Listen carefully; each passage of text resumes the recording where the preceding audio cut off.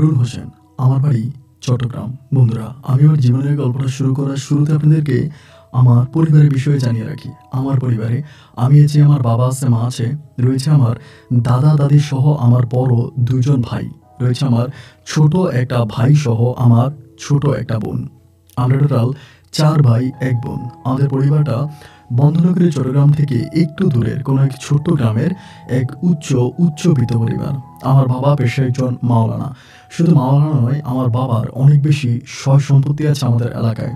এক কথায় আমি শুনেছিলাম আমার দাদা ছিল এই এলাকার অনেক বেশি ধনাঢ্য ব্যক্তি। আমার দাদার অনেক বেশি জায়গা সম্পত্তি ছিল, সেই সুবাদে আমার বাবাও অনেক বেশি জায়গা সম্পত্তির মালিক। কিন্তু জায়গা সম্পত্তির মালিক হওয়ার পর আমার বাবা ছিলেন একজন ভালো মাপের মাওলানা।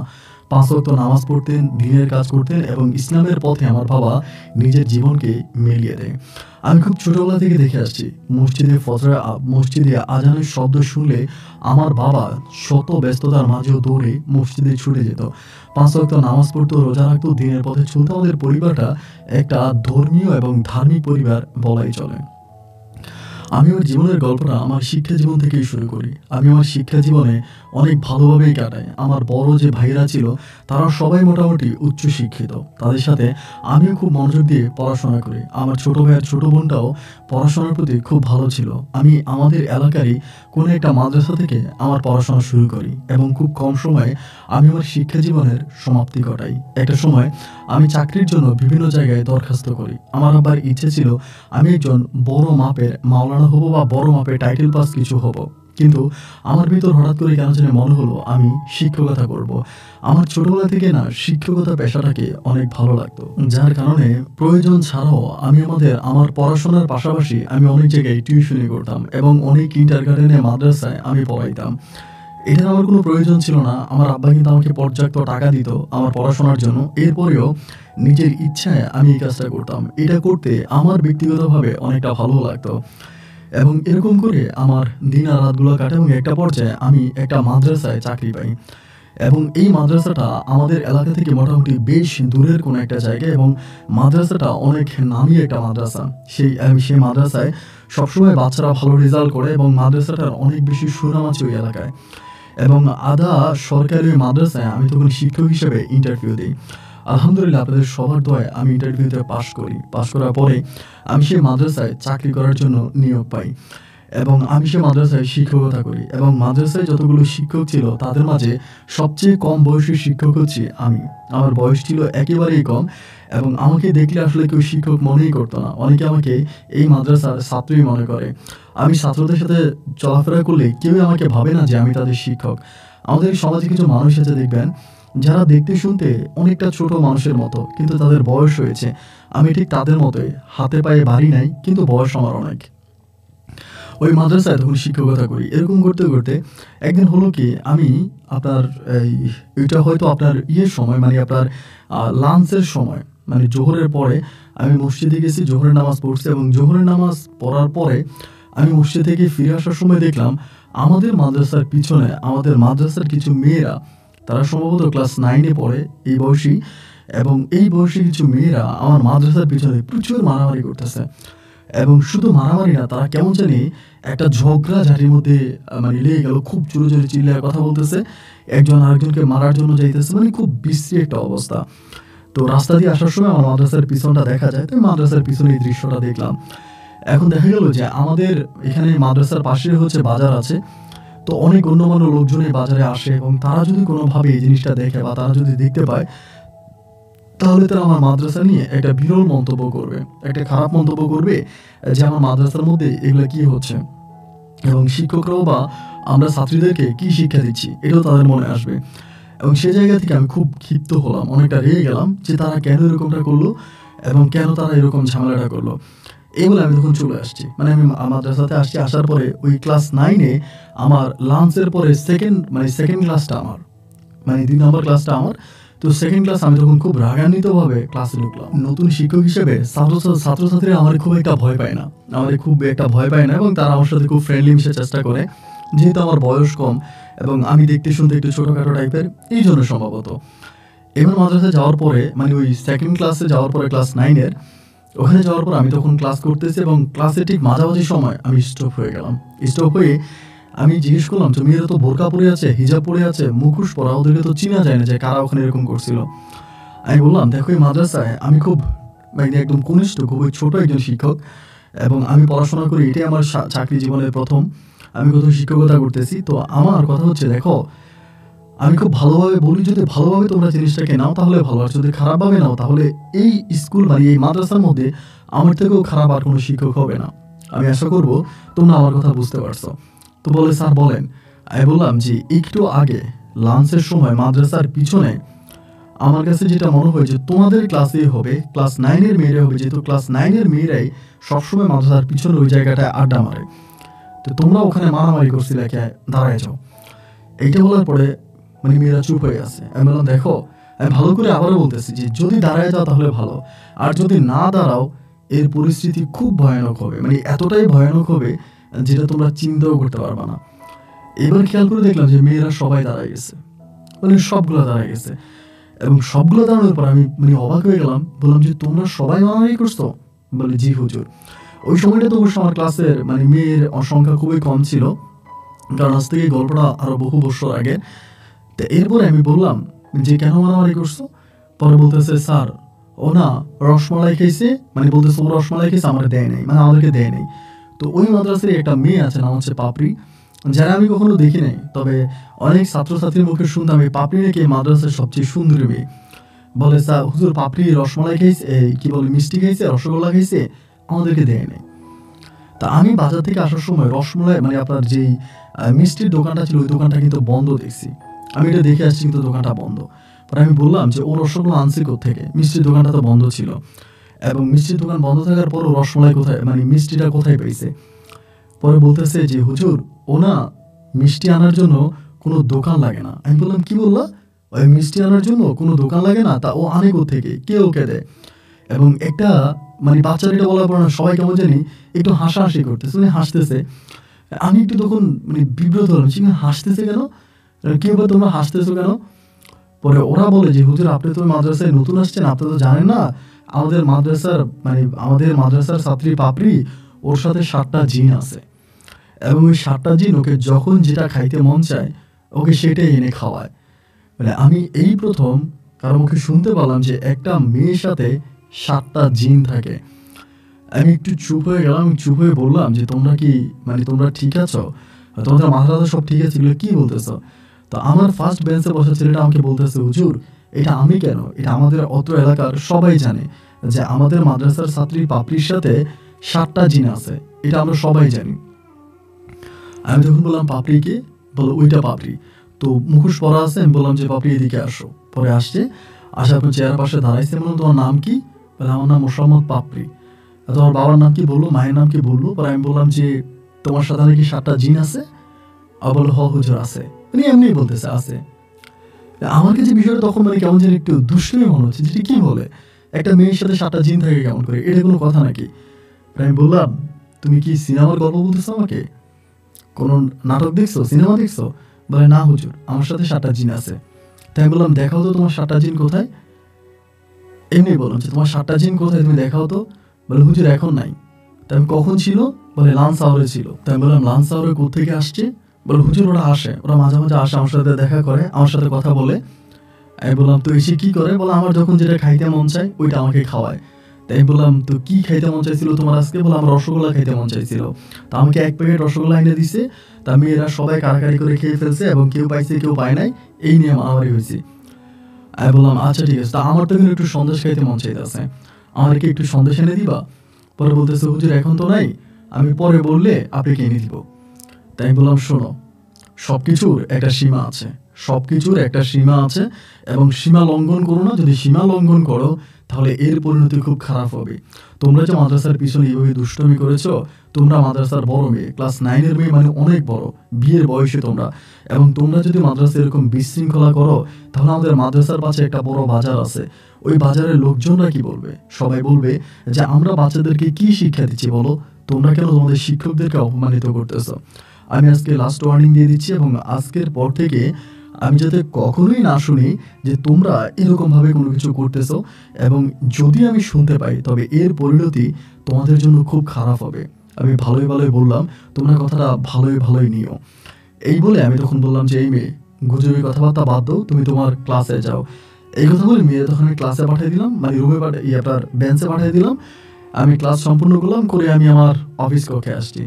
তো অফিস কক্ষে আসার পরে আমি বিষয়টা নিয়ে কারোর সাথে কোনো কথা বলি নাই, এবং আমাদের যখন ক্লাস শেষ হলো, মানে আপনার মাদ্রাসা ছুটি হয়ে গেল, তো আমি আবার আমার এখান থেকে মোটামুটি একটু দূরে হচ্ছে আমার থাকার জায়গা। আমি আবার ওখানে লজিং থাকি, একটা বাসায় লজিং থাকি। তো আমি আমার সাইকেল নিয়ে যাব। তো মাদ্রাসা থেকে বের হয়ে সাইকেলটা রেডি করতেছি, ওই সময় ওই পাপড়ি মেয়েটা আমাকে ডাইকা বসলো যে, হুজুর, ও হুজুর। দুইবার ডাক দিছে, ওর পিছনের দিকে থাকলে মেয়েটা দাঁড়ায় আছে। যে কি ব্যাপার? হাতের মধ্যে দেখলাম একটা মানে প্লাস্টিকের ব্যাগ। আমাকে বলল, হুজুর আপনারা রসমালাই খেতে চাইছেন, এই সরি, আপনারা সন্দেশ খেতে চাইছেন, এই নেন সন্দেশ। পরে সন্দেশ বলার পরে আমি বললাম, কিসের সন্দেশ দেখি। ও তখন হাত থেকে প্লাস্টিকটা নিলাম, প্লাস্টিকটা খুলে দেখতেছি মানে আপনার নারিকেলের নাড়ু টাইপের এরকম গোল গোল সন্দেশ। আমি বলি, তুমি এগুলো কই পেয়েছো? বলে, হুজুর আমার সাথে আমার কাছে এরা আসছিল, এবং আসার পর আমি ওদেরকে কানে কানে বলছি যে আপনি এটা খাইতে চাইছেন, তো ওনারা আমাকে এনে দিছে। আমি ওর কথাটা শুনে অবাক হয়ে গেলাম। আমি বললাম, ঠিক আছে তুমি যাও, আমি সন্দেশ খাবো না, তুমি কালকে আবার এগুলো নিয়ে এসো। পরে এটা বলে মেয়েটা চলে যাচ্ছে, এমন সময় পিছন থেকে আবার ডাক দিলাম, এই পাপড়ি দাঁড়াও। ঠিক আছে, সন্দেশগুলো দাও তো আমারে। আমি ওর কাছ থেকে সন্দেশগুলো নিলাম, নিয়ে মেয়েটারে বললাম যে ঠিক আছে তুমি চলে যাও। আমি সন্দেশগুলো সাইকেলের সামনে নিয়ে আমি তখন আমার রুমে গেলাম, এবং রুমে যাওয়ার পরে বিকেল থেকে আসরের পরে, তো মাগরিবের কিছুক্ষণ আগে, আমি যে রুমে থাকি ওই রুমের বারান্দায় গিয়ে বসলাম। বসে পড়ে আমি একটা সন্দেশ হাতে নিলাম, হাতে নিয়ে দেখলাম যে সন্দেশটা এত সুন্দর লাগতেছে, মানে এত ভালো লাগতেছে আমার, দেখি না খুব ভালো লাগলো। নারকেলের নাড়ুই বলি, সন্দেশ নাই বলি।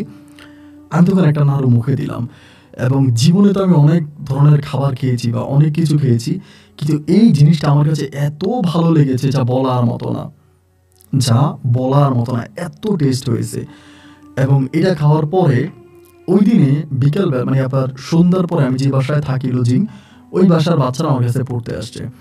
আসার পরে ওই বাচ্চার আবার মানে মানে ওই মহিলার সাথে যে বাসা আমি থাকতাম, আন্টির সাথে আমার একটা ভালো সম্পর্ক ছিল আর কি, যাদের বাসা আমি লজিং থাকতাম। তো ওনার ছেলে মেয়েরে পড়ানোর সময় উনিও মাঝে মাঝে এসে আমার সাথে বসে থাকতো। তো বাচ্চাদেরকে পড়া দিয়ে দিলাম, ওরা পড়তেছে। পরে উনি আমার কাছে আসছে, এসে আমার পাশে বসছে, বসে বলে, কি ব্যাপার হুজুর, ভালো আছেন আপনি? আমি বললাম, আন্টি আপনার সাথে একটা কথা আছে। বলে, কি কথা? আমি বললাম, এই ঘটনা, মানে ওনার মেয়েটা জানাইলাম। জানানোর পরে উনি বলে, বাবারে বাবা, এখনকার মেয়েরা যে কত চালাক এটা আপনি বুঝবেন না। আপনার মাদ্রাসার পাশেই অনেক বড় একটা হিন্দু পাড়া আছে, আপনার মাদ্রাসার পাশে অনেক বড় একটা হিন্দু বাড়ি আছে। ওই মেয়েটা সম্ভবত হিন্দু বাড়ি থেকে সন্দেশ এনে আপনাকে দিছে, আপনাকে বোকা বানাইছে। এখনকার মেয়েরা যে কি চালাক আপনি এটা বুঝবেন না।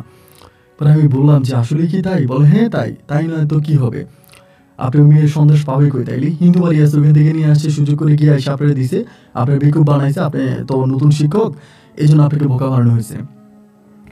আমার তখন আরও বেশি রাগ হলো, রাতটা কেটে গেল, এবং সকালবেলা আমি মাদ্রাসায় গেলাম। যাওয়ার পরে প্রথমে আমি ক্লাস মানে 9-এর ক্লাসে গেলাম। 9-এর ক্লাসে গিয়ে পাপড়ি মিটারে ডাকলাম, অফিস কক্ষে ডাকলাম। অফিসে আসছে, আসার পরে আমার সামনে দাঁড়াইছে। দাঁড়ানোর পরে আমি বললাম, তুমি আমার কাছে সত্য কথা বললে বেঁচে যাবা, আর যদি মিথ্যা কথা বলো তো আমি তোমাকে আজকে রোদের মধ্যে কান ধরিয়ে দাঁড়া করে রাখবো। আমাকে বলল, হুজুর আমি সত্য কথা বলবো। আমি বললাম, তাহলে বলো যে হিন্দু কোন বাড়ি থেকে তুমি কালকে আমাকে নারকেলের নাড়ু এনে খাওয়াইছো? আমাকে, না হুজুর, আমি তো কোনো হিন্দু বাড়ি থেকে নারকেলের নাড়ু আনি নাই, এই সন্দেশগুলো তো আমি, ওরা আসছিল, ওদেরকে বলছে, ওরা দিয়ে গেছে। আমি মানে খুব রাগ হইলো, বেটা হাতে নিয়ে ওরা দাপ দাপ করে একটা বাড়ি মেরে দিলাম। বড় মেয়ে তো, কয়টা বাড়ি মারার পরে মেয়েটা কাঁদতে শুরু করছে। তা আমাদের যিনি মাদ্রাসার প্রিন্সিপাল, উনি আবার জিনিসটা দেখছে। দেখার পরে উনি বলতেছে যে, আর কি হয়েছে কামরুল সাহেব, এত খেপে গেলেন কেন?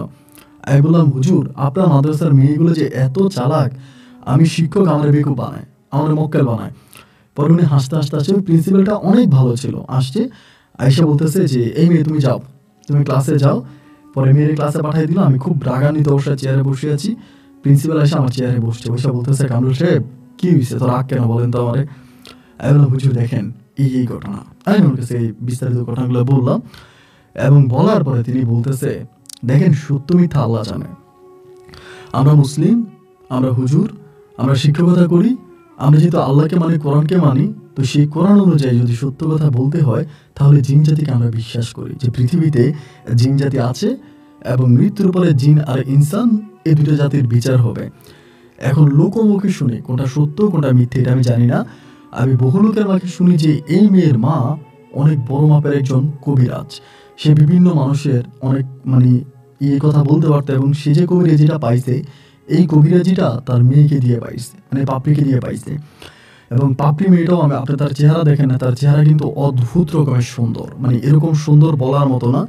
ও যদি বাংলাদেশে জন্মগ্রহণ করেও থাকে ওকে বাঙালি মেয়ের মতো লাগে না, দেখলে মনে হয় একজন সাদা বিদেশি মেয়েদের মতো। তো ওই মেয়েকে দিয়েই তার মা কেমনে কেমনে 7টা জিনকে বসিয়ে নিয়ে মানুষের সাথে এই ধরনের চালান দিয়ে কাজ টাজ করে এগুলো করে, এগুলো আমরা শুনে আসছি। এখন এই সুবাদেও হতে পারে যে মেয়েটাকে জিন জাতি দিয়ে গেছে, মেয়েটা হয়তো আপনাকে দিয়েছে। আমি বললাম, হুজুর আপনি এই সময়ও এসে এগুলো বিশ্বাস করেন? এসব গাল গল্প কথা আপনি বিশ্বাস করেন? এগুলো বিশ্বাসের কথা? আমাকে বলে, কামরুল সাহেব আমি জানি না, আপনি ভালো বোঝেন আমার চেয়েও, ঠিক আছে আপনি বিষয়টা চিন্তা করেন, আমি জাস্ট আপনাকে জানালাম। এই কথা বলে ক্লাসটা আমি সারাটা দিন এটা চিন্তা করতেছি কি হইতেছে আমার সাথে, এবং আসলে কি সেই নারকেলের নাড়ু আমাকে দিছে কিনা, কোত্থেকে আনছে জিনিসটা আমার ভিতরে খুব কঠিনভাবে খেলতেছে, অনেকভাবে। সারাটা দিন কেটে গেল এবং আমি ক্লাস 9-এর ক্লাসে গেলাম, ওদের ক্লাসও নিলাম। দিনটা কেটে গেল এবং কেটে যাওয়ার পরে আমি তখন আস্তে আস্তে বিকাল হয়ে গেল, মাদ্রাসা ছুটি হইলো। ছুটি হওয়ার পর আমার মাথায় হঠাৎ করে মনে হলো হিন্দু পাড়ার একজন লোক আছে আমাদের বাজারে দোকানদারি করে, এই লোকটার সাথে আমার আবার খুব ভালো সম্পর্ক, স্বর্ণকার আর কি।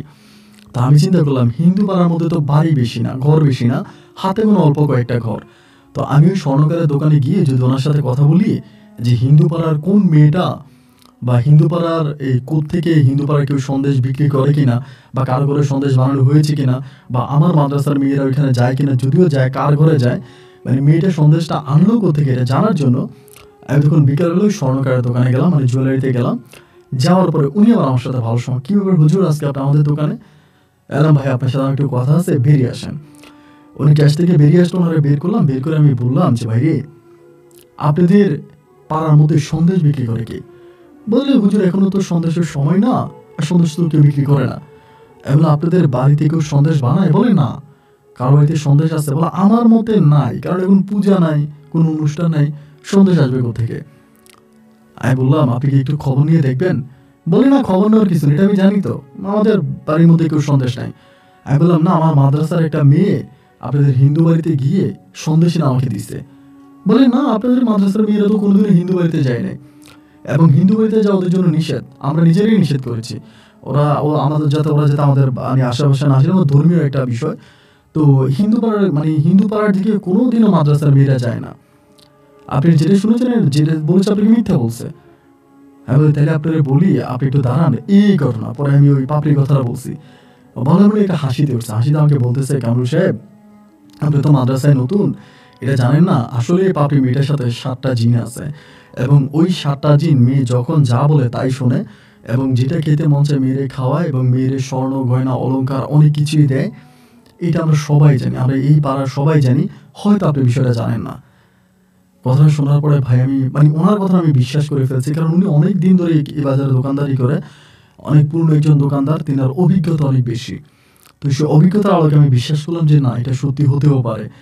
এরপর আমি গেলাম, রুমে গেলাম, আমার ওই লজিং বাড়িতে গেলাম। লজিং বাড়িতে যাওয়ার পরে কোনোভাবেই দুর্যোগের পাতাকে এক করতে পারতেছি না, যেটা কীভাবে সম্ভব। একটা মেয়ের সাথে 7টা জিন আছে, এবং আমার ভিতরে তখন কেমন জানি একটা অন্যরকম কিছু একটা জাগলো, যে আসলেই মেয়েটা কি, মেয়েটার সম্বন্ধে আমার খুব কৌতূহল জাগলো। এবং কৌতূহল জাগার পরে এরপর দিন আমি পুনরায় আবার মাদ্রাসায় গেলাম। যাওয়ার পরে আমি অফিস কক্ষের ভিতরে এই পাপড়ি মেয়েটার আবারও ডাকলাম। আমার ভিতরে তখন অনেক কিউরিয়াসিটি যে এই মেয়েটা কি তার পরিচয়, এবং এই জিনিসগুলো আমার খুব জানার ইচ্ছা। তো যার জন্য মেয়েটারে ডাকছে, ডাকার পরে মেয়েটা তখন আসছে, আইসা আমার সামনে দাঁড়ায় আছে। উনি তো অনেক লম্বা না, কিন্তু অনেক সুন্দর আর কি। যাই হোক, আমি তো কখনো দেখিনি, তবে অন্যের মুখে শোনা। পরে মাদ্রাসার সামনে আসছে, আইসা আমার সামনে দাঁড়াইছে। বলছি, তুমি কি আমার উপর রাগ করে যাচ্ছ? বলে না হুজুর। এখন আমার দিকে তাকায় কথা বলো, পর আমার দিকে তাকাইছে। তো এতদিন পর্যন্ত কিন্তু আমি তার চোখের দিকে কখনোই তাকাই নাই, এই প্রথম আমি তার চোখের দিকে তাকাইলাম। চোখের দিকে তাকানোর পরে আমি সত্যি সত্যি ভয় পেয়ে গেলাম। তার চোখগুলোর মাঝে আমি ভয়ানক কিছু দেখতে পাইছি, যেটা আমি আপনাকে বলে বোঝাতে পারবো না।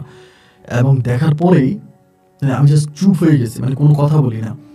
আমি বললাম, তুমি যদি কিছু না মনে করো, তোমাকে আমি একটা রিকোয়েস্ট করে রাখবে, এখানে তো মাদ্রাসা এখন অফিসে কেউ নাই, আমি কি চাইলে তোমাকে একটু দেখতে পারি, মানে তোমার মুখটা একটু দেখতে পারি, আমি তো তোমার শিক্ষক, শিক্ষক তো বাবার সমতুল্য।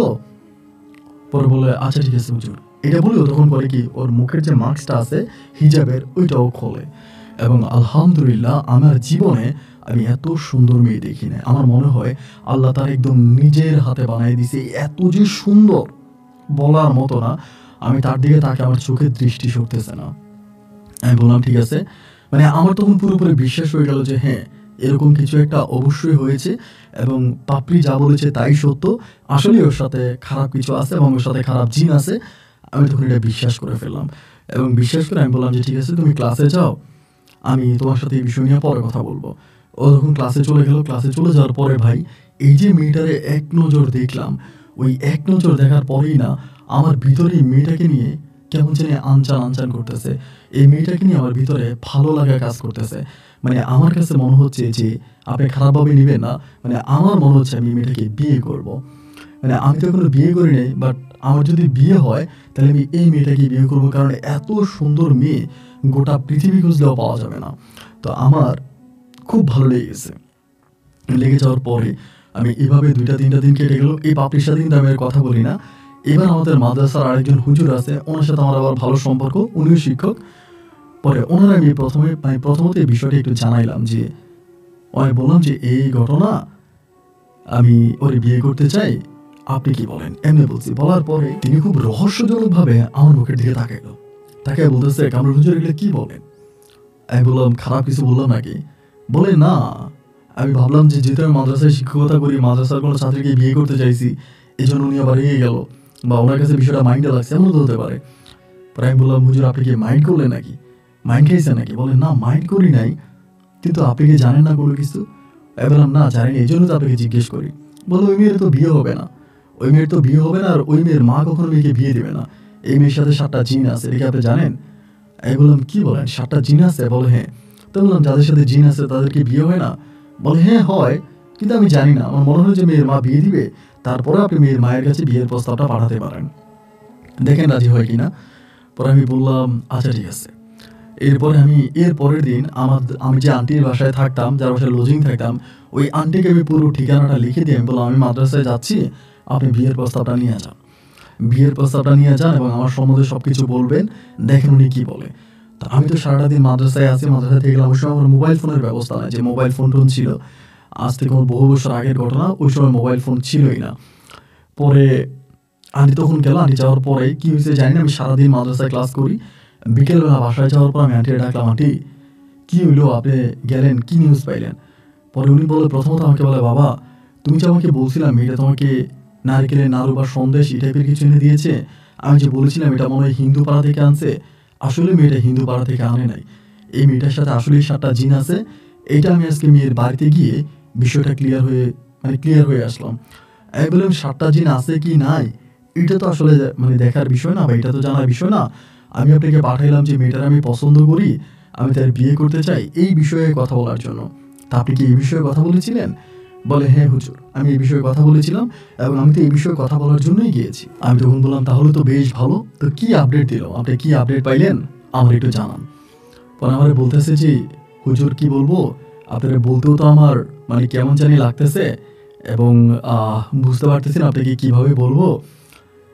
আসলে মেয়ের মা এই মেয়েকে আপনি কেন কারো কাছে বিয়ে দেবে না? আমি বললাম কেন কারো কাছে বিয়ে দেবে না কেন? ওনার মেয়ে, উনি জন্মাইছে, মেয়ে পৃথিবীতে আসছে, মেয়ের বিয়ে দেবেন? উনি বলে যে এই মেয়ের বিয়ে উনি কখনোই দিবে না, কারণ এই মেয়ের বিয়ে যদি উনি দেয় তাহলে ওনার কবিরাজি বন্ধ হয়ে যাবে এবং মেয়েকে দিয়ে উনি এই কবিরাজিগুলো করে। আমি তখন কথাটা শুনে খুব অবাক হয়ে গেলাম যে একটা মেয়ের দিয়ে কীভাবে কবিরাজি করতে পারে, এটা আদৌ কি সম্ভব, এবং সম্ভব যদি হয় তা কীভাবে সম্ভব? অনেক প্রশ্ন আমার মনের মাঝে এই বিষয়টা নিয়ে নাড়া খাচ্ছে, অনেক প্রশ্ন আমার মনে জাগতেছে। আমি আচ্ছা ঠিক আছে সমস্যা নেই। এবং এই মেয়ে তখন বললাম যে তাহলে কি আমি মেয়েটাকে বিয়ে করতে পারবো না? বলে না, আপনি না মেয়ে কারো কাছেই বিয়ে দেবে না, ওনার মেয়েকে উনি কারো কাছেই বিয়ে দেবে না। যদিও এরপরে আমি আরও কয়েকজনকে দিয়ে আস্তে আস্তে করে ওই বাড়িতে বিয়ের প্রস্তাব পাঠাইছিলাম এবং যাতে বিয়ে হয় আমাকে আস্তে আস্তে বিয়ে দেয় এরকমভাবে। এবং শুধু তাই নয়, আমি আমার পরিবার থেকে পর্যন্ত আমার একদম বড় ভাইয়ের বউ আছে, বড় ভাইয়ের বউ আর আমার মাকেও আমি মেয়ের পরিবারে পাঠাইলাম যাতে আমার কাছে মেয়েটাকে বিয়ে দেয় এবং বিয়ের প্রস্তাব নিয়ে। কিন্তু সেখান থেকেও আমি প্রত্যাখ্যিত হলাম এবং আমার মা আমার ভাবি যাওয়ার পরেও মেয়ের মা ডিরেক্টলি আমার ওই আন্টিকে যেটা বললো ওইটা আমার মাকে আর আমার ভাবিকে বলছে যে ওনার মেয়ের উনি কখনো বিয়ে দেবে না, এবং এই চেষ্টা করেও কোনো লাভ নেই, ওনার মেয়ের উনি বিয়ে দিবে না এখন, এবং ওনার মেয়ের খারাপ কিছু সমস্যা আছে এইগুলো উনি বলে দিছে। আমার ভাবি আর আমার মাও তখন আমাকে বললো যে না, তারা বিয়ের প্রস্তাব নিয়ে গেছে, মেয়ের মা পুরো বিয়ে প্রত্যাখ্যান করছে। এভাবে মাস তিনিকের মতো আমি বিভিন্ন লোক দ্বারা আমি বিয়ের প্রস্তাব পাঠাই, কিন্তু কোনোভাবেই কোনো কাজ হয় না। না হওয়ার পরে একদিন আমি এই পাপড়ির সাথে ক্লাসরুমের মধ্যেই একটু বসে গোপনে কথা বলি। গোপনে কথা বলি বলতে যে ক্লাসের অনেক বাচ্চারাই আছে, তো পিছনের সিটগুলো তো খালি আছে। ক্লাস চলাকালীন সময় আমি তখন পাপড়ির এই পিছনে ডাইকা নিই, ডাইকে নিয়ে আমি চেয়ারে বসেও দাঁড়াই থাকে। পরে আমি ওরে জিজ্ঞেস করেছি, পাপড়ি তোমাকে হুজুর কয়টা কথা জিজ্ঞেস করি, আমাকে সত্য সত্য বলবা। আমাকে বলে হ্যাঁ হুজুর, আমি সত্য সত্য বলবো। আমি বললাম তুমি কি ওরে পছন্দ করো, কার সাথে তোমার ভালোবাসা আছে? ও বলে হ হুজুর আছে। আছে? কে এটা? বললো ওরা তো একজন না, ওরা 7 জন। যখন 7 জন বলে তখন আমি বুঝে যাই জিনের কথাই বলবে। আমি বললাম যে না, আমি তোমাকে জিনের কথা জিজ্ঞেস করি নাই, এই জিনগুলা ছাড়া আর কারোর সাথে কি তোমার কোনো সম্পর্ক আছে জিনগুলো ব্যতীত? বলে না, আমি তো ওনাদের সাথে কথা বলি, ওনাদের সাথেই থাকি, ওনাদের সাথে আমার সব কিছু, ওনারা ছাড়া তো আমি কারোর সাথে কথাও বলি না ঠিক মতো, মাদ্রাসার বিষয় ছাড়া। তা এছাড়া আর কারোর সাথে আমার কিছু সম্পর্ক থাকবে? তাই আমি বললাম ওনারা কি তোমার বিয়ে করছে? বলে না, বিয়ে করে নাই, বাট ওনারা আমার সাথে খুব ভালোভাবে আছে। তাই আমি বললাম তো তুমি কি কখনো বিয়ে করবা না? তোমার কি মনে কখনো বিয়ের ইচ্ছা জাগে না? আমি বলে হুজুর আমি না এগুলো বুঝি না, আর আমারে বা কে বিয়ে করবে? আপনি তো জানেন আমার সাথে এই জিনিসগুলো আছে, এবং এই জিনিসগুলো থাকার পরেও কেউ কি আর আমাকে বিয়ে করবে? আমি তখন মানে মুখ ফুসকে ঠাস করে বলেই ফেলি যে আমি তোমাকে বিয়ে করতে চাই, তুমি কি আমাকে বিয়ে করবা? এইটা বলার পরে মেয়েটা তখন নিচের দিকে তাকায়, আর কোনো কথা বলে না। আমি বললাম কি ব্যাপার পাপড়ি, তুমি আমার প্রশ্নের জবাব দাও, আমি তোমাকে বিয়ে করতে চাই, তুমি কি হুজুরকে বিয়ে করবা? পরে আমার বলে হুজুর আপনি তো মাদ্রাসায় শিক্ষকতা করেন, আপনি দেখতে শুনতে অনেক ভালো, এবং আমি অনেকের মাঝে এটাও শুনছি আপনারা নাকি অনেক বড় লোক, আপনাদের নাকি অনেক টাকা পয়সা, অনেক জায়গায় সম্পত্তি, তা আপনি আমার মতো এরকম দোষী একটা মেয়েরে কেন বিয়ে করবেন? আমি বললাম দোষী? কিসের দোষী? বলে আমার একটা দোষ আছে না, যে আমার সাথে 7টা জিন আছে, এর চেয়েও বড় দোষ একটা মেয়ের আর কি হতে পারে বলেন? আমি বললাম দেখো তোমার সাথে 7টা জিন আছে কি নাই এটা তুমি জানো আর আল্লাহ জানে, এই বিষয়ে আমি কোনো কিছু বলতে চাই না। এখন কথা হচ্ছে আমি তোকে বিয়ে করতে চাই, তুমি এটা আমাকে একটা উত্তর দাও। আমি বললাম হুজুর আমি এমন একটা মানুষ, স্বাদ আছে সাধ্য নাই, আমারও ইচ্ছে করে, আমার অনেক বান্ধবীরাই প্রেম করে, অনেকে ভালোবাসে, অনেকের সাথে সম্পর্ক করে, তা আমার মনে অনেক সময় ইচ্ছা জাগে যে কারোর সাথে কোনো একটা প্রেমের সম্পর্কে জড়াবো, কাউকে ভালোবাসবো বা প্রেম প্রীতি করার ইচ্ছা আমার মনেও জাগে। কিন্তু আমার সাথে কি আর প্রেম হবে বলেন? আমার তো এরকম সমস্যা আছে, এরকম সমস্যা জানার পর তো কেউ আমার সাথে প্রেমও করবে না, আমাকে বিয়েও করবে না। আমি বললাম আমি যে তোমাকে একটু আগে বললাম আমি তোমাকে বিয়ে করবো, পরে আমাকে বললো হুজুর আপনি কি আমার মন চাচ্ছেন না সত্যি বলতেছেন? আমি বললাম আমি সত্যিই বলতেছি। পরে বলি ঠিক আছে, তাহলে আমাদের বাড়িতে বিয়ের প্রস্তাব পাঠান।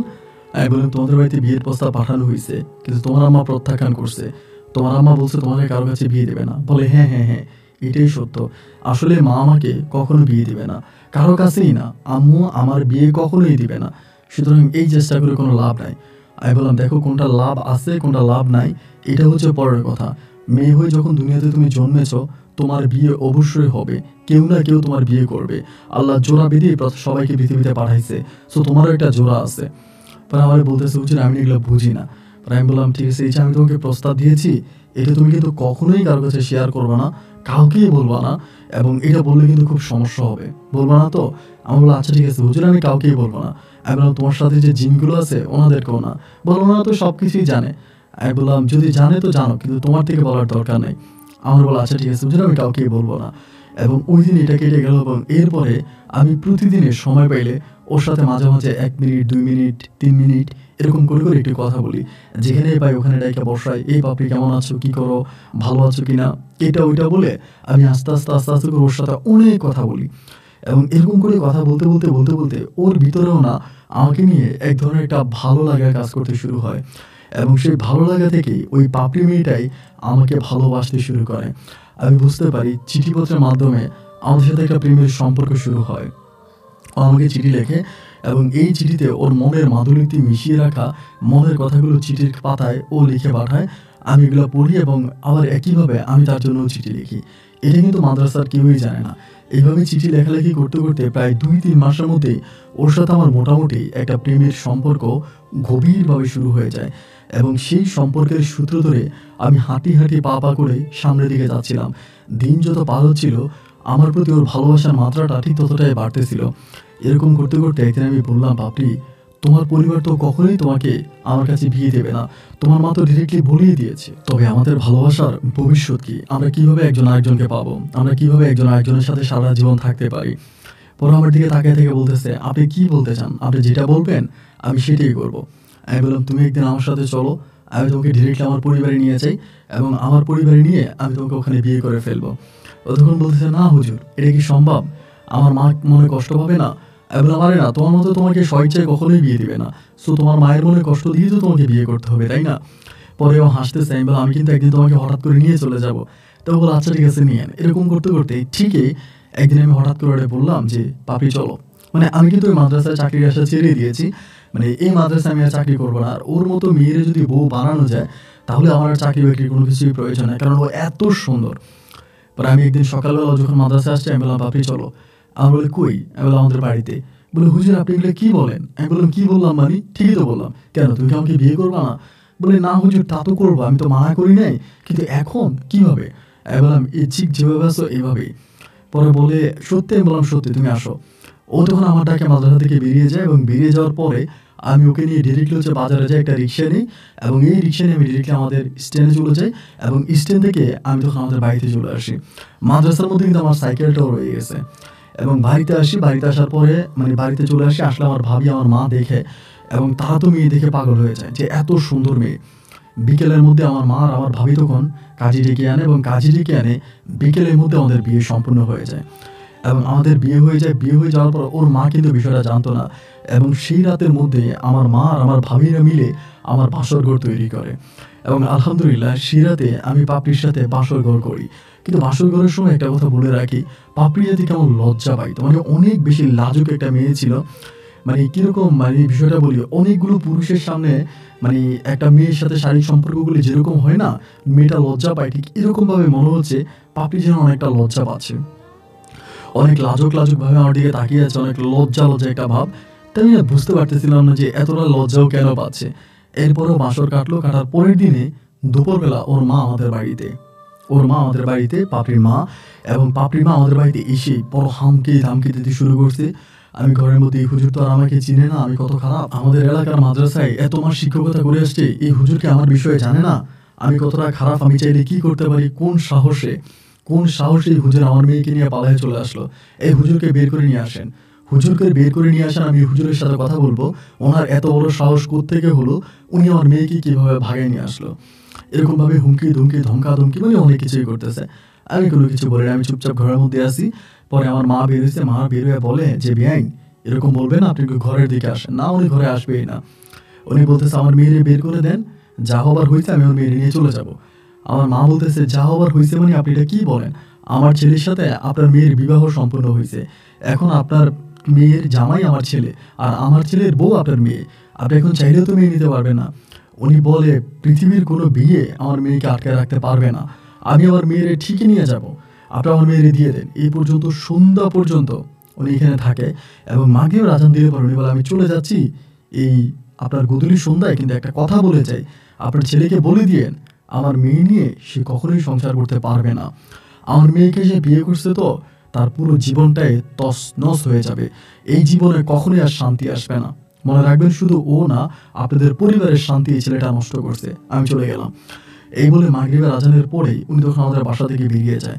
আমার মা, আমার ভাবি, আমার বাবা সবাই রিকোয়েস্ট করে, আপনি যাইয়েন না, আপনি রাতে থেকে যান, আপনি আজকে থাকেন, কিন্তু উনি থাকেন, উনি চলে গেছে। এবং উনি চলে যাওয়ার পরে সে রাতেও আমাদের পাপড়ির সাথে আমার কোনো ঝামেলা হয়নি, আমরা ছিলাম। এভাবে বেশ কয়েকটা রাত কেটে যাওয়ার পরে পাপড়ি যখন এরকম লজ্জা পাইতো, ঘরের মধ্যে একটু বেশি লাজুক হয়ে যেত। পরে আমি একদিন জিজ্ঞেস করলাম যে, কী ব্যাপার, তুমি তো লজ্জা কেন পাচ্ছ? তুমি কেমন যেন একটা লাজুক টাইপের, এত লজ্জা কেন পাচ্ছ? পরে বলে, ওরা না দেখে আমার লজ্জা লাগে। বলছি, ওরা দেখে? ওরা কারা? বলে, কারা জানেন না, যারা আমার সাথে আছে ওরা 7 জন। ওরা 7 জন কি দেখে? বলে, আমি আপনার সাথে শুয়ে আছি, এগুলো দেখে। আমি বললাম, মানি সত্যি নাকি? বলে, হ্যাঁ, এই যে এখন ওরা বসে আছে। বসে আছে কই? বলে, ওই যে সোফার মধ্যে। আমি দেখেই না, তখন আমার মানে বললাম যে, ঠিকই বলতেছো, আমি তো সোফা থেকে ওকে দেখতে পাচ্ছি না, সোফার মধ্যে তো কেউ নেই, তুমি এটা কি বলতেছো? পরে বলো, আমি তো আপনাকে আগেই বলছি ওদেরকে আমি ছাড়া কেউ দেখে না, ওরা আসে, ওরা এগুলো দেখে, আমার লজ্জা লাগে, আমার খারাপ লাগে, তো আমি এগুলো করতে পারবো না। এরকম করে আমাকে তখন আস্তে আস্তে করে দূরে সরাই দিয়েছিল। এবং আমার মা, আমার ভাবি, ইনারাও বলে মাঝে মাঝে পাপড়ি এরকম কার কার সাথে কথা বলে, অনেক পাগড়ি মাথায় দেওয়া হুজুর টাইপের লোকেরা আসে, আইসে ওরে ডাকে, ওর সাথে কথাবার্তা বলে আমি বাড়িতে না থাকলে। এবং মাও দেখে, আমার ভাবিও দেখে কার সাথে কথা বলতেছে, হঠাৎ ওনারা আসছে, ও চুপ হয়ে যায় এবং যার সাথে কথা বলছে সে হাওয়ার সাথে মিশে যায়। এরকম অলৌকিক অনেক ঘটনা আমার ভাবি আর আমার মা দেখছে, এবং দেখার পরে তাদের মাঝে অনেকটা সন্দেহ ঢুকে গেল যে এরকমটা হচ্ছে, এবং আমারও সংসার জীবনে অনেক ঝামেলা হতে শুরু হলো। এরকমভাবে সময়গুলো কাটতে কাটতে একটা সময় তখন বেবি কনসেপ্ট করে, মানে বাচ্চা কনসেপ্ট করে। এবং বাচ্চা কনসেপ্ট করার পরে যেটা হয়, ওর মা কিন্তু আর আসে নাই, এই যে ওর মা চলে গেছে এখান থেকে, এগুলো বলে আমাকে অভিশাপ টভিশাপ দিয়ে চলে গেছে, উনি আর কিন্তু এই জায়গায় আসে নাই, মানে ওনার এটাই শেষ।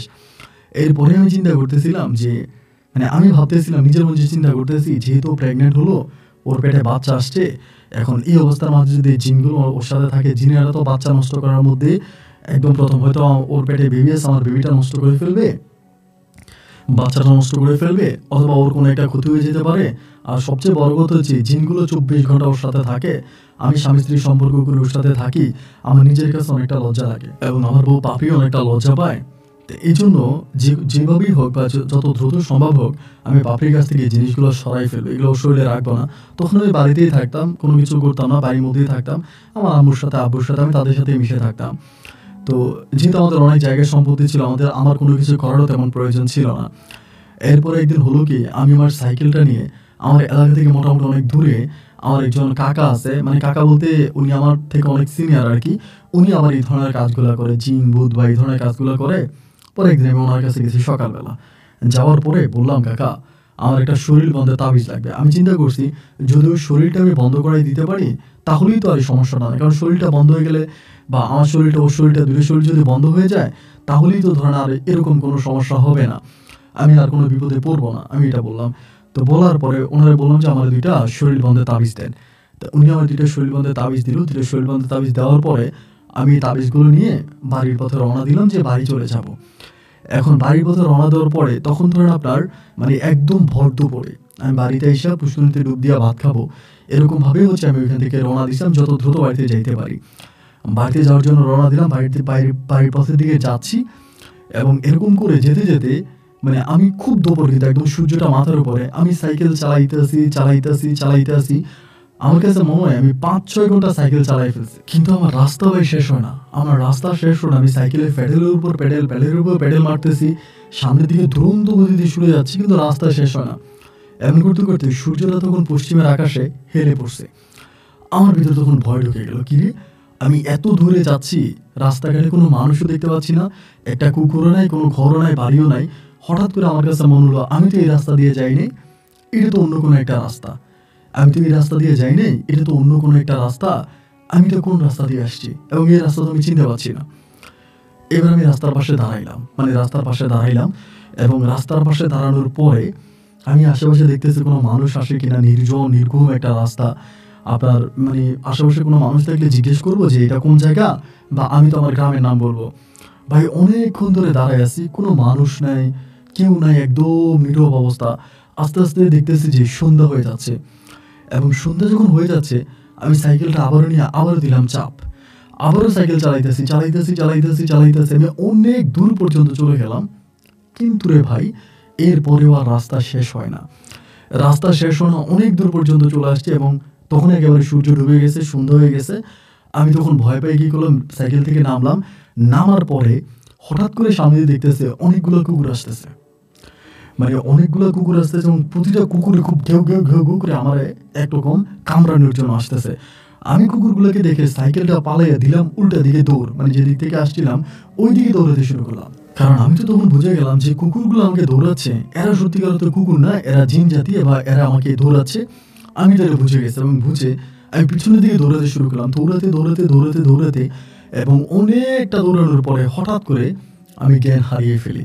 মানে আমি দৌড়াতে আমার স্মৃতিশক্তি লস করে আমি ওখানে শুয়ে যাই, এবং শুয়ে যাওয়ার পরে আমার যখন মানে জ্ঞান ফিরে আসলে পরে আমি দেখি আমি এমন একটা খোলা একটা জায়গা, মানে কিন্তু মানে আপনার ধান ক্ষেত আছে, মানে যে জায়গাটা আমি দৌড়েছি এরকমই একটা জায়গা, এরকমই একটা জায়গায় ওইখান থেকে উঠি, এবং ওখান থেকে উঠার পর আমি আশেপাশে তখন কোনো মানুষ দেখতে পাচ্ছি না, তখন কিন্তু দিন হয়ে গেছে, মানে সূর্য দেখা যাচ্ছে, সূর্যের আলো উঠে গেছে এবং দিন হয়ে গেছে। ওই যাওয়ার পরে আমি আশেপাশে কোনো মানুষের পকেটে হাত দিয়ে দেখলাম আমি যে তাবিজ দুটো নিয়েছিলাম ওই তাবিজ দুটো আমার সাথে নাই। এবং আমি রাস্তা দিয়ে তখন ওইটা যে জায়গা থেকে আমি দৌড়ে আসছিলাম সন্ধ্যার সময়, আমি তখন ওই জায়গার দিকে যাচ্ছি সামনে আমার সাইকেলটা দেখার জন্য, মানে ব্যাগে যাচ্ছি পিছনের দিকে, এবং পিছনের দিকে হাঁটতে হাঁটতে হাঁটতে হাঁটতে অনেকটা পথ আমি হেঁটে গেলাম, বাট আমি আমার সাইকেলটা আর পাই না। এবং সাইকেলটা না পাওয়ার পরে হঠাৎ দেখতে পেলাম যে 5 থেকে 6 জন বা 7 জন টাইপের পায়ে পাঞ্জাবি পরা, পায়জামা পরা, একদম পাঞ্জাবি একদম পায়ে টাকলু পর্যন্ত পরা, আরব দেশের মতো, মানে আরব দেশের লোকেরা যেরকম মাথার মধ্যে পাগড়ি পেঁচিয়ে রাখে এরকম করে মাথায় পাগড়ি পেঁচিয়ে রাখা লম্বা লোকগুলা তখন আমার কাছাকাছি আসলো। এসে আমার কাছে এসে আমাকে সালাম দিল, আসসালামু আলাইকুম, খুব সুন্দর করে। আমি সালামের উত্তর দিলাম। পরে বলে, আপনি এখানে? আমারে বলতেছে। আমি বললাম, আমি এখানে মানে আমি তো আমার বাড়ি যাব, আমার বাড়ির রাস্তা আমি হারাই ফেলছি, আমার বাড়ির নাম অমুক গ্রাম, আমি সেই গ্রামে যেতে চাই। পরে আমার বলে, আসেন আপনার সাথে একটু কথা বলি, এরপরে চলে যাবেন। এই বলে তখন এক পাশে একটা মাঠ আছে, মাঠের মধ্যে আমাকে নিয়ে গেল, এবং নিয়ে যাওয়ার পরে ওই মাঠে আমি বসলাম। কিন্তু ভাই কোনো মানুষ দেখতে পাচ্ছি না, খালি এরাই আছে, আর কোনো ঘর বাড়িও নাই, কোনো ঘর বাড়িও নাই। ওইখানে বসছি, বসার পরে ওনারা 7 জন ওনাদের নাম বলে, ওনাদের নামগুলো আমি শুনি, শোনার পরে আমি তখন আমার নামটা বলি। পরে এই কথা মাঝে ওনারা বলে, আমরা কিন্তু মানুষ না, এমনি বলে, আমরা কিন্তু মানুষ না। তো আমি বললাম, আপনারা মানুষ না, আপনারা কারা? বলে, আমরা জিন জাতি। আমি বললাম, আপনারা জিন জাতি? বলে, হ্যাঁ আমরা জিন। তাই বললাম, এটা কোথায়? বলে, এটা আমাদের এরিয়া। আমি বললাম, আপনাদের এরিয়া? বলে, হ্যাঁ এটা আমাদের এরিয়া। আমি বললাম, তো আমি এখানে কেন? বলে, আমরা নিয়ে আসছি। আমি বললাম, আপনারা আমাকে এখানে কেন নিয়ে আসলেন? বলে, আপনি যে তাবিজগুলো নিয়ে যাচ্ছিলেন, কেন নিয়ে যাচ্ছিলেন? আমরা বলে, তা আমি তো জানি যে যেহেতু ওরাও 7 জন, আমার বউয়ের সাথেও 7টা আছে, আবার আমি ওদের এরিয়াতে চলে আসছি, ওদের সাথে বসে কথা বলতেছি, তখন তো আমি বুঝেই গেলাম যে তাহলে তো আর কিছু করে না, ওরা আমাকে পরিকল্পিতভাবে এখানে নিয়ে আসছে। পরে আমি বলি, আপনারা তো জানেনই যে তাবিজগুলো আমি কেন আনছি? পরে বলে, জানি বলেই তো আপনাকে এই জায়গায় নিয়ে আসছি, তাও আপনার মুখ থেকে শুনতে চাই। আমি বললাম, আমার বউয়ের সাথে 7টা জিন আছে, ওই জিনগুলো থাকা অবস্থায় বউয়ের সাথে আমি শারীরিক সম্পর্ক করি, আমার লজ্জা লাগে, এবং আমার বউ এখন গর্ভবতী, ওর পেটে বাবু আছে, এই সময় জিনগুলো হয়তো আমার বাবুটাকে নষ্ট করে ফেলতে পারে। এই জন্য আমি আমার ওই ওয়াইফের সাথে যাতে জিনগুলো না থাকে, আমি তাবিজটা নিয়ে আমার ওয়াইফকে পড়াবো এই জন্য। পরে আমাকে বলে যে, জিনেরা কি আপনার ওয়াইফের কোনো ক্ষতি করেছে কখনো? আমি বললাম যে, না, কখনো করে নাই। বলে, তো যদি আপনার ওয়াইফের ক্ষতি না করবে, তাহলে আপনার ওয়াইফের পেটে বাচ্চা হলে বাচ্চার ক্ষতি কেন করবে? আমি বললাম যে, বাচ্চার ক্ষতি করতেও পারে। বলে, না, করবে কেন? আপনার ওয়াইফের যেহেতু কখনো ক্ষতি করে নাই, তাহলে বাচ্চার ক্ষতি কেন করবে? আমি বললাম, আমি আপনাদের কথা বুঝি না, আপনারা আমাকে কেন এখান পর্যন্ত নিয়ে আসছেন, এবং আমাকে এখান পর্যন্ত নিয়ে এসে কি চান, মানে আমার প্রতি আপনাদের দাবি কি? বলে, কোনো দাবি নাই, কথা শুধু একটাই, যে 7টা জিন ওর সাথে আছে, 7টা জিন হচ্ছে আমরা ওর সাথে আছি, এবং আমাদেরকে আপনি ওর কাছ থেকে সরাই দিতে চান। আমরা এটা চাই না, এবং আমরা ওর কখনো ক্ষতি করবো না, আমরা ওর সাথে থাকবো, এবং ওর কোনো ক্ষতি কখনোই হোক এরকম কোনো কিছুই আমরা করবো না। আপনি আমাদেরকে সরানোর কোনো চেষ্টা করবেন না, আপনি আমাদেরকে সরানোর কোনো চেষ্টাই করবেন না, এবং আপনার কি দাবি দাবা আপনি আমাদেরকে বলেন। আমি বললাম, দাবি দাবা মানে? আমার দাবি হচ্ছে আমি আমার ওয়াইফের সাথে আমার বেডরুমে থাকবো, আমার বেডরুমে আপনারা গিয়ে ওরে দেখেন, ওইটা কি আমার খারাপ লাগে না? বলে, হ্যাঁ, আপনি এটা আপনার ওয়াইফকে দিয়ে আমাদেরকে বলাইতে পারতেন, এবং আপনি যদি এটা না চান, আমরা কখনোই আপনার বেডরুমে ঢুকবো না, আপনার ওয়াইফের অনুমতি ছাড়া আমরা কখনোই আপনার বেডরুমে ঢুকবো না। আমি বললাম, না, ও অনুমতি দিলেও আসবেন না, আমার বেডরুমে আপনারা কেন আসবেন, যেখানে আমি আমার বউ নিয়ে ঘুমাই। বলা, আচ্ছা ঠিক আছে, আপনার যেহেতু এটা নিয়ে এতই সংকোচ, তো ঠিক আছে, আমরা আর কখনোই আপনার ওয়াইফের বেডরুমে বা আপনার বেডরুমে ঢুকবো না, তাহলে আপনি তাবিজগুলো আপনার ওয়াইফকে পড়াবেন না, বা আপনি কথা দেন যে আজকের পর থেকে আপনি এই কাজগুলো আর কখনোই করবেন না, আমরা আপনার কন্ডিশন মেনে নিয়েছি, আপনি আমাদের কন্ডিশন মেনে নেন। আমি তখন বললাম, সব কিছুই ঠিক আছে, আপনাদের টার্মস অ্যান্ড কন্ডিশন আমি সব কিছুই বুঝলাম, কিন্তু আমি এখন আমার বাড়ি যাবো কী করে? এই কথা বলতেছে। বলে, আমরা আপনার বাড়ি পৌঁছায় দিয়ে আসবো। আমি যে, আপনার আমার বাড়ি পৌঁছে দিয়ে আসবেন, কিন্তু আমি এখন যে জায়গাটা আসছি, এটা কোন জায়গা? এরকম জায়গা তো আমি আমার জীবনেও দেখি নাই। উনি বলে, এটা আমাদের এরিয়া। আমরা আপনাকে তখনও বলেছি, এখনও বলি, এটা আমাদের এরিয়া, আপনি আমাদের এরিয়াতে আছেন, এবং আপনি এখান থেকে কখনোই আপনার বাড়ি যেতে পারবেন না, আপনার বাড়ির রাস্তা আপনি কখনোই খুঁজে পাবেন না। আপনি যদি আমাদের শর্ত মানেন, আমাদের কথা মানেন, তাহলে আমরা আপনাকে সহি সালামতে বাড়িতে পৌঁছায় দিয়ে আসবো। আমি বলে, আমি আপনাদের সব কথা মানলাম, আপনাদের সব কথা শুনলাম, আপনাদের কথার বাইরে আমি যাব না, আমি ওয়াদা করলাম, আমাকে আবার বাড়িতে পৌঁছায় দিয়ে আসেন। বলে, তাহলে আজকের পর থেকে আর কখনোই আপনার শরীরে, আপনার ওয়াইফের শরীরে কখনোই কোনো তাবিজ লাগাবেন না। আমি বললাম যে, না, লাগাবো না। আপনার ওয়াইফকে আমাদের কাছ থেকে সরাই নেবেন না? আমি বললাম যে, না, নিব না। বলে, আপনার এই কথাগুলো মনে থাকবে? আমি বললাম, জি, আমার থাকবে। বলে আচ্ছা ঠিক আছে, তাহলে চলেন। এই বলে আমাকে তখন বললো, আপনি সামনে যান, সামনে গেলে আপনি সাইকেল পাবেন, এবং সাইকেলটা নিয়ে আপনি যে দিক থেকে আপনি গেছেন মানে এদিক থেকে আবার উল্টা এই পথে আপনার সাইকেল নিয়ে যাবেন, এবং যেতে যেতে আপনি আপনার রাস্তা খুঁজে পাবেন। আমি বললাম কীভাবে? বলে আপনি যান। এই বলে আমি তখন আমার ওরা এনে আমার সাইকেলটা দিল, ওরাই নিজেরা আনছে। আইনা সাইকেলটা মানে ওদের মধ্যে একজন গিয়ে সাইকেল আনছে, আনার পর সাইকেলটা আমাকে দিল, আমি সাইকেলে উঠলাম, উঠে বলে এই পথে যান। তো এই পথে আমি যখন সাইকেল চালাইতে হঠাৎ করে আমি দেখলাম আমি আমার এরিয়াতে, মানে আমার যে এলাকা, আমার এলাকার কাছাকাছি আমি তখন রাস্তা চিনতে পারছি। চিনতে পারার পরে আমি তখন আরও সামনে দিয়ে গিয়ে অনেক মানুষ টানুষ দেখতে পাচ্ছি। তা এই জায়গাটা এই রাস্তার মধ্যে কিন্তু অলওয়েজ অনেক মানুষ থাকে। তাই আমি বলতেছি কি রে, হঠাৎ করে আমি আমার রাস্তার কাছাকাছি চলে আসছি, মানে আমি হঠাৎ করে রাস্তা চিনে গেছি। এবং পরে আমি বাড়িতে আসছি, বাড়িতে আসার পরে আমার বউ আমার দেখে বলতেছে, কোথায় গেছিলে এতক্ষণ? এতক্ষণ কোথায় ছিলা? এতদিন কোথায় ছিল? এমনি বলে, এতদিন কোথায় ছিলা? আমি বললাম কতদিন? বলে 2 দিন। আমি বললাম 2 দিন? বলে হ্যাঁ। আমি বললাম আচ্ছা ঠিক আছে, তুমি ভালো আছো? বলে হ্যাঁ আছি। তাই আমি বললাম খাবার খাইছো? বলে খাইছি। আমি তখন বললাম যে দেখো, তোমার সাথে যে 7টা জিনিস আছে এটা কি এখন আছে? বলে না, নাই। আমি বলছি আমি 2 দিনের মাঝে কি আর আসছিল? বলে হ্যাঁ আসছিল, আমার সাথে কথা হয়েছে, কথা বলছে, তোমার কথা জিজ্ঞেস করছি, বলে তুমি ভালোই আছো। তা কোথায় গেছিলা? আমি বললাম আচ্ছা আমি কোথায় গেছি এই নিয়ে এখন তোমার সাথে কথা বলতে চাই না। আচ্ছা যাই হোক, এই বিষয়গুলো এখানে বাদ দাও, এটা নিয়ে আর কোনো কথা বলার দরকার নাই। অ্যান্ড তুমি তোমার মতো, আমি আমার মতো থাকি। এমন করে আমি আবার পুনরায় থেকে গেলাম। এবার ওরা, আমি বলি তখন তাদেরকে বলি, আমি ওরে বলি যে বেডরুমে কি তোমাদেরকে দেখতে পাও? বলে না, ওরা তখন আমার বেডরুমে আসে না, আমার বিছানার রুমে তো ওরা এখন আর আসে না। আমি বলি আচ্ছা ঠিক আছে ভালো। এরপরে আমি ওর সাথে এরকম করে সম্পর্ক করি। এমন করতে করতে ওর ঘরে আমার একটা কন্যা সন্তান হয়, আমার একটা মেয়ে হয়, এবং আমার মেয়েটাও দেখতে শুনতে মাশাআল্লাহ অনেক সুন্দর হয়, ওর মতোই হয়, অনেক সুন্দর। কিন্তু ওর মা কিন্তু আর আমার কাছে আসে নাই, আমাদের পরিবারে আর আসে নাই, এবং ওর মা কখনোই আমাদের খবর নেয় নাই। আমার মেয়েটা হয়, মেয়েটা হওয়ার পরে আমার মা, আমার বাবা সবাই অত্যাধিক খুশি হয়। তো আমাদের পরিবারটা যেহেতু একটা দিনী পরিবার, ইসলামিক পরিবার, তো সেই পরিবার হওয়াতে আমি তখন করলাম কি, আমার মেয়েটারে আমি ইসলামিক লাইনে পড়াশোনা করাইলাম, এবং এরই মাঝে কিন্তু আমার মেয়েটারে আমি ইসলামিক লাইনে ভর্তি করাইলাম।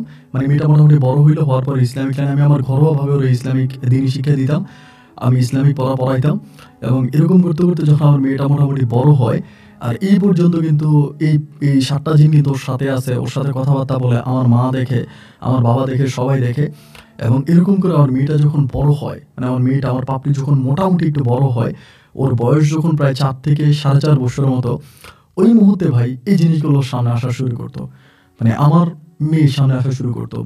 এবং আমার মেয়ে এগুলোতে প্রচণ্ড ভয় পাইতো, মানে প্রচণ্ড রকমের ভয় পাইতো, মানে খুবই ভয় পাইতো। ওরা যে আসতো, আমার মেয়ে চিৎকার দিয়ে উঠতো, মানে চিৎকার চেঁচামেচি করে উঠতো, ভয় পাইতো।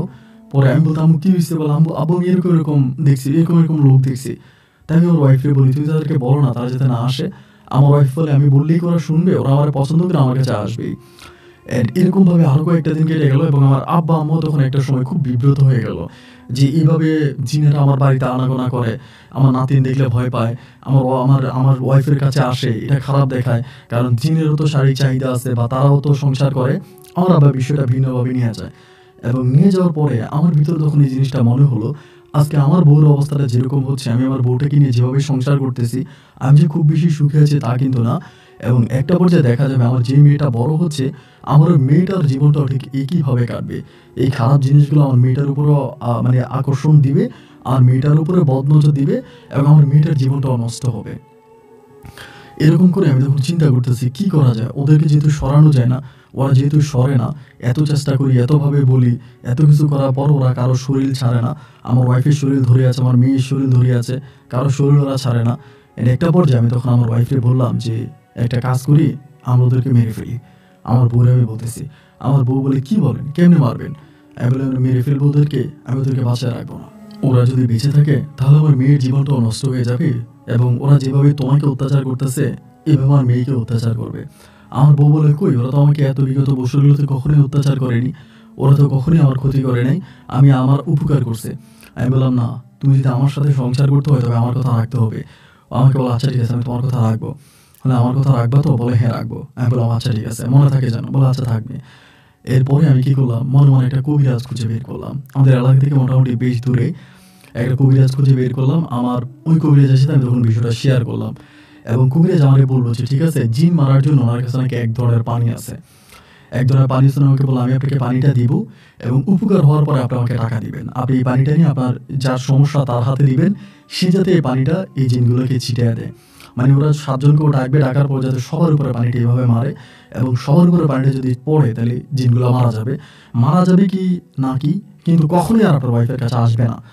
আমি বলি এটা করা যাবে? বলে হ্যাঁ করা যাবে। আমি বললাম তাহলে আমি এটা করবো। এরপরে একদিন সকালবেলা ভোরে যাওয়ার সময় আমি আমার বউকে বলে যাই, আমার বউ আমাকে বলে এটা করা ঠিক হবে না, তুমি এটা কইরো না, ওরা আমার কোনো ক্ষতি করে না। এরপর আমি আমার বউকে ধমকাইয়া সাইকেল নিয়ে ওইখানে গেছি ওই কবিরাজের বাড়িতে, এবং কবিরাজের কাছ থেকে পানি পরোটা নিলাম, এবং পানি পরোটা নিয়ে আমি সাইকেল বাজারে রেখে গাড়ি দিয়ে গেছি। আবার আমার থেকে আস্তে আস্তে মাগরিবের পর হয়ে গেছে।